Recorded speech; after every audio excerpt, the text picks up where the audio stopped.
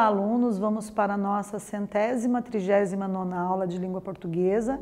Eu sou a professora Rosa Helena Bueno. Sempre começo as aulas parabenizando vocês e explicando para vocês o quanto eu admiro, o quanto eu considero vocês especiais por estarem aí fazendo as atividades que a gente elabora sempre com muito carinho, né? Os estudantes que têm acesso ao aplicativo do Google Classroom, sempre a gente relembra, né, de responder o formulário de questões e clicar no link para validar a presença, ok? E hoje, o que a gente trouxe de bom para hoje? Vamos ver? Os objetivos da nossa aula consistem em reconhecer as características do poema, né? Vocês já conhecem, já são familiarizados com os elementos composicionais dos poemas, mas hoje a gente vai aprofundar um pouquinho o nosso conhecimento com relação à composição dos versos, das estrofes, dos tipos de rimas, né? A gente vai ver lá o que é uma rima alternada, interpolada. Então vale a pena prestar atenção na aula de hoje porque tem conceitos novos vindo pela frente aí, né? A gente também vai fazer uma análise da linguagem conotativa. Vamos refletir sobre o contexto extraverbal, o que será que é um contexto extraverbal, e aprender sobre a composição das rimas, ok? Vamos começar? Então eu trouxe para vocês a caixa mágica de surpresa, né? Dos gêneros textuais, letra de música, poema, notícia, né? É um site que a gente tem bastante desses materiais ali para a gente curtir, ler, né? E aprender. Então, vamos ouvir agora um pouquinho, né? Eu trouxe para vocês uma atividade auditiva, né? E vou dar um tempo aí para que nós possamos ouvir, certo? Eu vou pedir para vocês, então, durante o momento que estiverem escutando, prestem bastante atenção, né? Para ver que tipo de mensagem que tem, o que vocês conseguem captar disso que vocês vão ouvir, ok? Um tempinho, então, para a nossa escuta. Caixa Mágica de Surpresa, de Elias José. Um livro é uma beleza, é caixa mágica só de surpresa. Um livro parece mudo, mas nele a gente descobre tudo. Um livro tem asas longas e leves, que de repente levam a gente longe, longe. Um livro é parque de diversões, cheio de sonhos coloridos, cheio de doces sortidos, cheio de luzes e balões. Um livro é uma floresta, com folhas e flores e bichos e cores. É mesmo uma festa, um baú de feiticeiro, um navio pirata no mar, um foguete perdido no ar. É amigo e companheiro. E aí, galera, vamos retornar agora, né, para as nossas reflexões, né? Nesse momento vocês acabaram de ouvir o áudio, né? Esse áudio ele trouxe ali a recitação de um poema, né? E agora a gente vai fazer a leitura desse poema, né? Então vocês tiveram a possibilidade de explorar as habilidades auditivas de vocês, né? E agora vamos ver o que vocês se lembram tanto, né, que foi falado nesse poema, quais foram ali os elementos que compõem essa caixinha de surpresa, né, anunciada pelo título do poema. E então vamos agora fazer a leitura. Então, caixa mágica de surpresa. Um livro é uma beleza, é caixa mágica, só de surpresa. Um livro parece mudo, mas nele a gente descobre tudo. Um livro tem asas, longas e leves, que, de repente, levam a gente longe, longe. Um livro é parque de diversões, cheio de sonhos coloridos, cheio de doces sortidos, cheio de luzes e balões. Um livro é uma floresta com folhas e flores, e bichos e cores. É mesmo uma festa, um baú de feiticeiro, um navio pirata no mar, um foguete perdido no ar. É amigo e companheiro. Elias José, o nome do autor. Muito bem, vamos começar com a nossa primeira questão de hoje para a gente fazer um aquecimento. Por que o poeta escolheu esse título, será? Por que vocês imaginam que ele atribuiu essas palavras ao título do poema? Caixa Mágica de Surpresa. Que correlações existem com o tema, com o assunto do poema? Então eu vou pedir para vocês pensarem um pouquinho em tudo que vocês ouviram, pensarem um pouquinho em tudo que nós acabamos de ler e justificar a resposta de vocês, né? Qual é a relação do assunto, do tema tratado ao longo do poema? Qual é a correlação que existe entre esse assunto, esse tema e o título? Por que será que ele escolheu esse título e não outro? Né? Então vocês vão justificar, escrever um pouquinho, treinar a escrita de vocês no nosso primeiro exercício. Tá? Começamos então com uma produção de um textinho aí, né, para a gente desenvolver melhor a habilidade escrita. E a gente retorna para ver como ficou.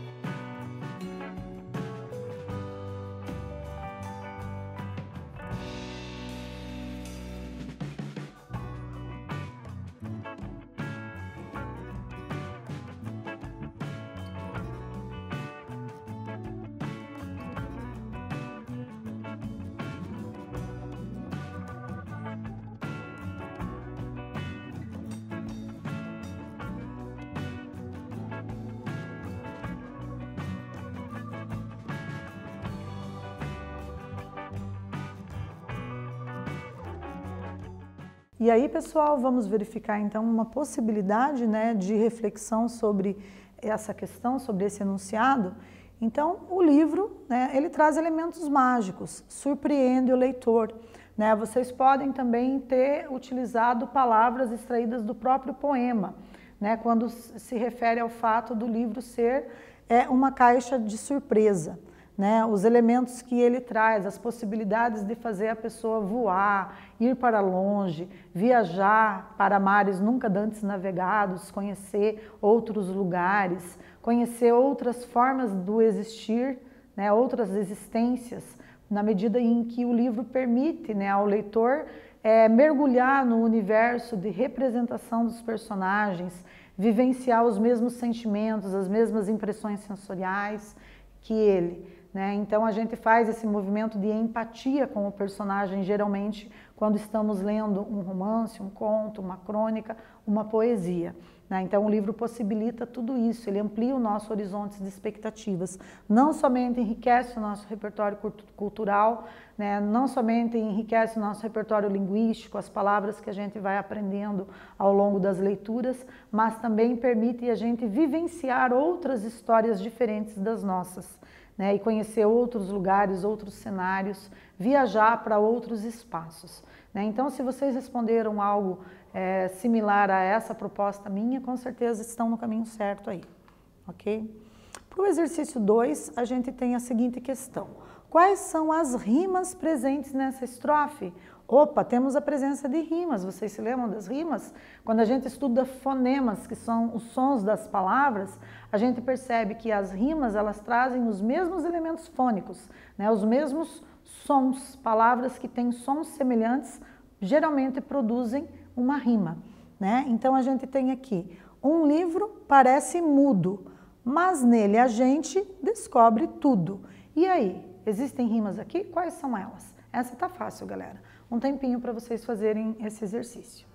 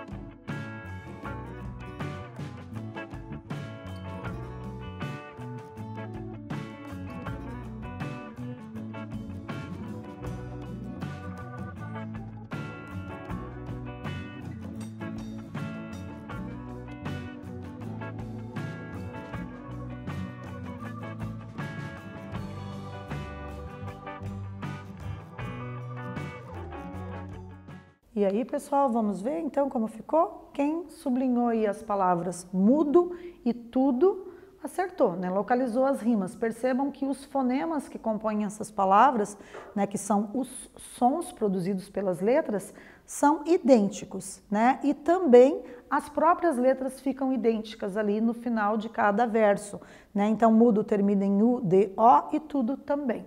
Então, essa estava muito fácil, né? Vamos aprender um pouquinho mais sobre essa questão das rimas, galera. Então, a classificação posicional da rima, né? Então, a gente pode ter as rimas emparelhadas, que eu tenho a composição A, A, B, B. A gente já vai ver como que isso se manifesta numa estrofe, né?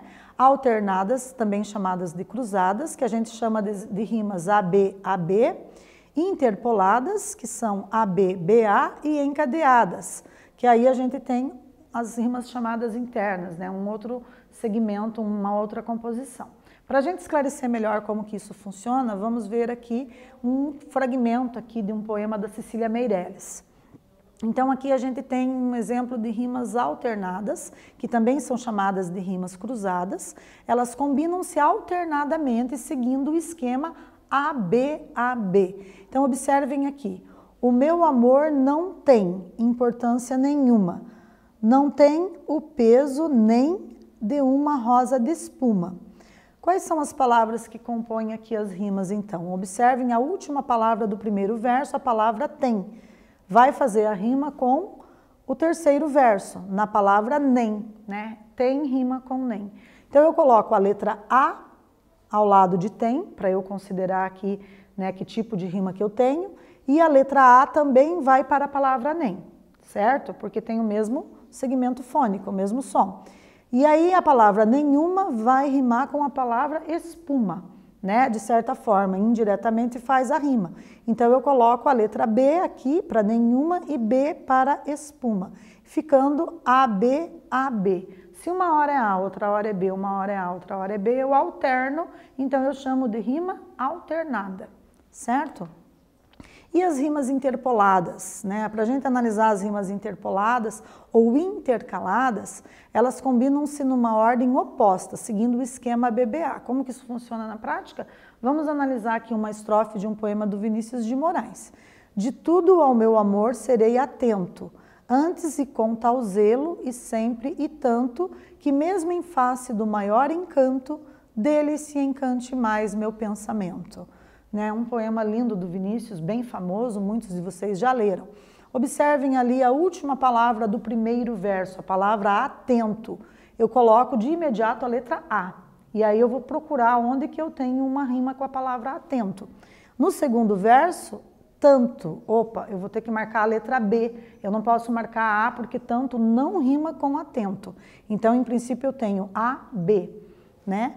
No terceiro verso eu tenho a palavra encanto, que vai fazer a rima com a palavra tanto. Eu havia marcado aqui a letra B, então aqui também vai a letra B, certo? Então ficou A, B, B, e a última palavra aqui é pensamento, no quarto verso. Opa, pensamento rima com atento. Eu tinha marcado a letra A para atento, então eu marco a letra A para pensamento também. Então, observem que no meio, né, da estrofe, no segundo e no terceiro verso dessa primeira estrofe, eu tenho as rimas que a gente chama de interpoladas, digamos que seria entre os polos. Né? De um lado, no polo em cima ali, eu teria A, no polo aqui abaixo eu teria A também, e no meio BB. Então, quando eu tenho A, B, B, A, eu tenho uma rima interpolada, certo? E agora, vamos ver se vocês captaram a mensagem aí. No exercício 3, que tipo de rimas há nessa estrofe? Um livro é parque de diversões, cheio de sonhos coloridos, cheio de doces sortidos, cheio de luzes e balões. E agora, alternativa A, B ou C? Um tempo para vocês assinalarem uma das alternativas.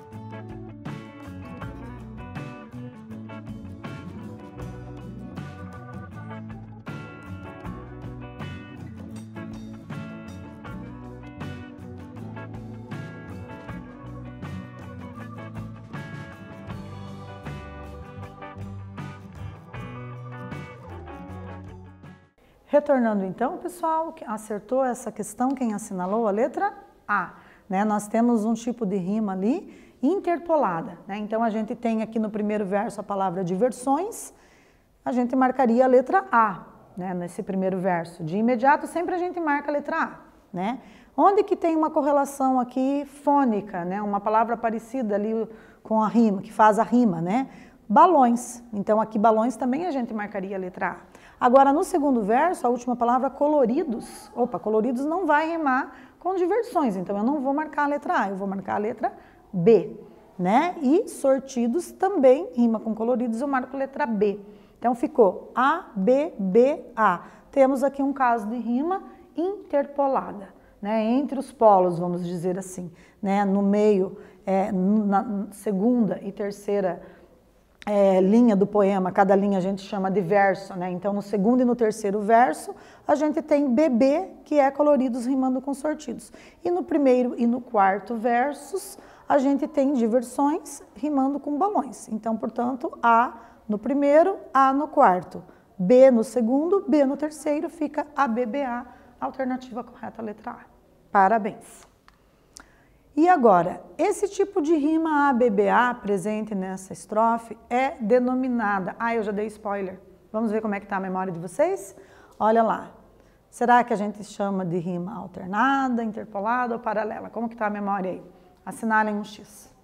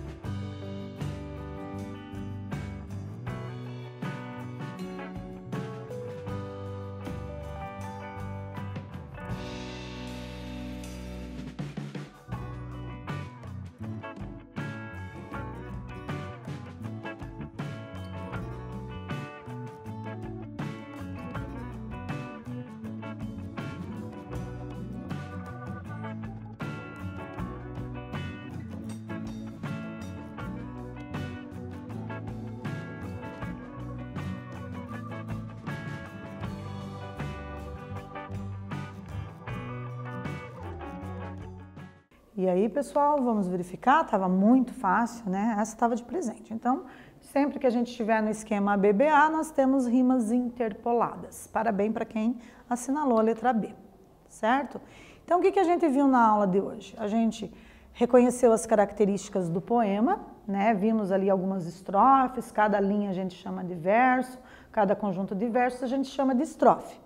Analisamos a linguagem conotativa, né, de que forma que as palavras ali adquirem um significado mais simbólico, diferente do sentido denotativo, que seria o sentido real das palavras, né? Numa poesia, geralmente as palavras adquirem uma figura de linguagem ali, uma linguagem que a gente chama de conotativa, né, porque significam coisas além, né, do que está sendo dito, além do que seria a linguagem real ali. Também a gente fez uma reflexão sobre o contexto extraverbal, né? Como que eu, a partir de um poema, consigo fazer inferências para além do texto, né? E no caso da caixa de surpresas ali, a gente verificou essa possibilidade que a literatura nos dá, que a leitura nos dá, né? De viajar para outros espaços que a gente não conhece, de vivenciar outras experiências de vida que só a literatura, por meio dos personagens, né? Nos diversos gêneros literários ali que a gente tem presente nos contos, nas poesias, nas crônicas, nos romances, etc., a literatura permite isso, né? Também aprendemos sobre a composição das rimas, vimos que é uma rima paralela, uma rima alternada e uma rima interpolada, ok? Então seguem aí as referências para aprofundamento nos estudos. Agradeço imensamente a participação de todos vocês, parabenizo novamente e fiquem em casa se puderem.